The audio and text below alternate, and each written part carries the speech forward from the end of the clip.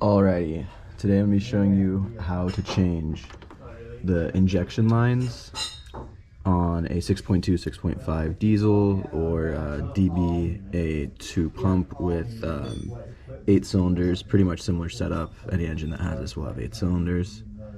Remove your air cleaner. I already have that. I just have this piece of wood blocking the intake, and then remove all 16 bolts. There is 8 on either side. I already have it done.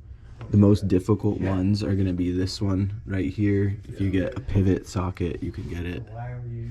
And then depending on how your vacuum pump is positioned, you either can easily access the bolt, or you'll have to move your vacuum pump, unscrew the bolt, and just slightly twist it. The orientation doesn't matter as long as it's connected. You can tighten it that way. In the future, you don't have to use a pivot. Otherwise, it should be fairly easy. Get these hoses out of the way. It's part of the, I forgot the exact name, it's like PDR or something like that, PCR, but essentially just crankcase vacuum system. Get those out of the way. If you have EGR, you might have to get some more stuff out of the way, but long story short, we're gonna go ahead and remove the intake.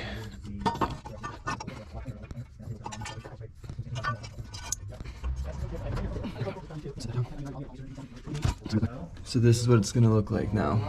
You're gonna have it exposed.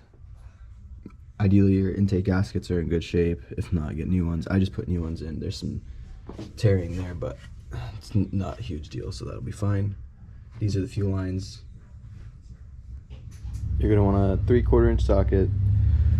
8 times you're gonna have to go and crack each injection line from the injector. At this point you could do visual inspection to make sure everything's all right, but essentially this is what you're gonna be taking off with a 3/4 inch. If they're the stock lines, it could be different if not. And yeah, that's what it looks like over here. Then once you're done with that, we're gonna tackle the lines on the pump. And then we're gonna get this 16 millimeter. You want something like this. This is gonna really make your job easier. Just swivel ratcheting wrench, I guess is what you would call this. And 8 times once again up here.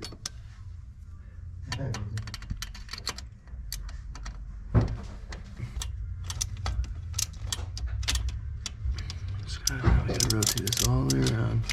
So, yeah, it's enough. One more to rest.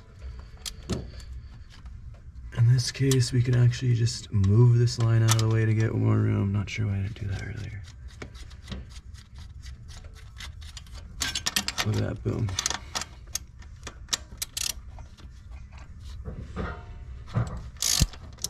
And make sure to be very careful. Do not drop anything in these holes. If any one of your valves open and the item's small enough, you're gonna have to cry, just to keep it short. Boom. Alright, that one's loose. This one's loose. And I'm gonna do the other 6, and I'll be right back. Alright, these are all the old lines, got them out. Some of them are getting rusty, not good. Got the new lines. I got these from Accurate Diesel. I'm not affiliated with them. I paid full price. I already have some of the new ones in just to make sure everything's cool. I made the mistake of getting the long injectors, not realizing that all of the injector lines that are being produced are for the short injectors that are the more modern ones. So I'm probably gonna have to maybe end up buying new injectors just because these don't seat as nicely, to put it in short. And I might have clearance issues with this line right here. My thumb is hitting the bottom of the air cleaner. I honestly might just take out the air cleaner, but we'll see.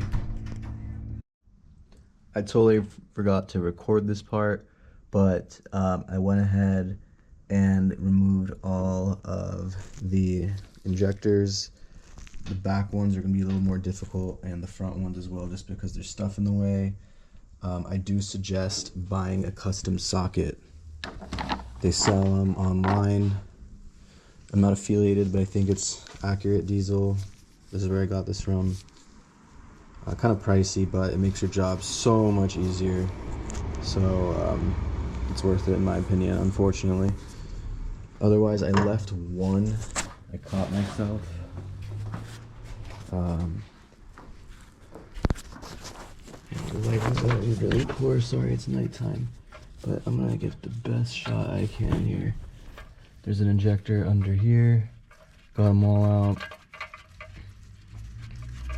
And the reason I'm doing this is because the lines I have don't really like the long injectors.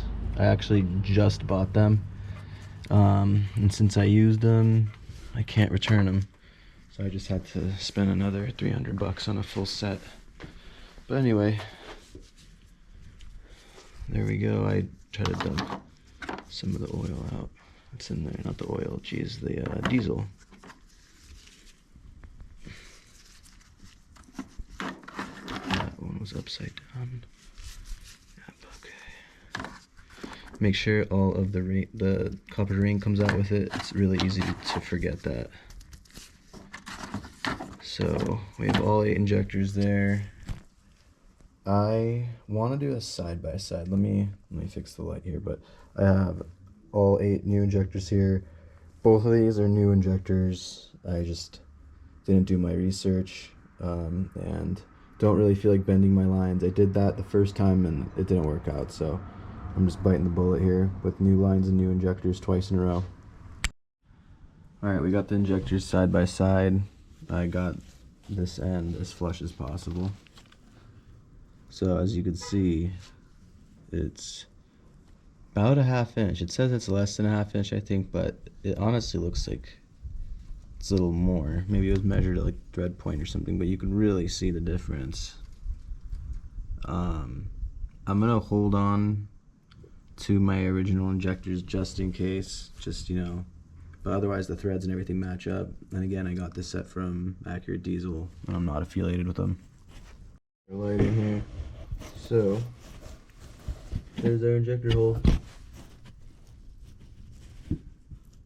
Between those 2 wires, I'm gonna go ahead and put that right in there. Oh, we're looking at the wrong one. There's the injector hole. Sorry for the poor lighting, but I'm gonna go ahead and thread that in there.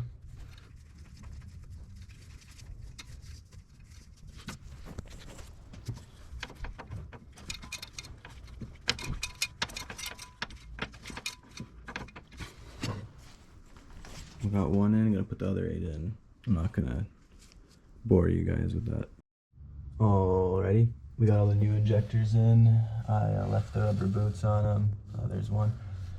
And I'm gonna go ahead and put the fuel lines on before the bleed lines, or the return lines, just so I have more room to screw the fuel lines on. Doesn't matter though, you can do what you want. You can put the return lines on first. I did it last time and it wasn't really that in the way. I just, you know, prefer this time around to do it the other way. Otherwise, I'm gonna go ahead and put all the lines on. I'm gonna go ahead and put them on first on here. I already have them all loosely set in the right way, except for that one, obviously. And then I'm gonna go ahead and do it from there. Contrary to what I just said, it's still gonna be a little difficult. You have to wrestle a little bit, lightly wrestle. If you have to wrestle and bend these aggressively in the engine bay while they're attached, you might damage the seals with the injectors or the pump. So if you have to do some bends that you can't do in the engine bay, use a bend tool. Otherwise, you can use brute force, but make sure you don't damage any sealing points. I am on injector line 8, just got 7 on. And yeah, pretty much everything looks good and out of the way, except I would say I kind of don't like that, but otherwise all the bolts and other sections look on. I kind of rushed through this, unfortunately didn't get it on camera. You're going to be putting the upper intake on, attaches to the head. 37 foot-pounds of torque is what you want on those, I believe. I could be wrong. I'll let you know shortly. Otherwise, there's a bolt pattern. You want to start from the inside and just keep going in a circle and keep making your way and go outer and outer. So do one loop with the inside bolt here, the inside bolt there, then do it across, and then keep going one bolt out until you do all of them. This is really going to be the only difficult one down there. Otherwise, yeah, we got to start it up. Still has lifter tick, so.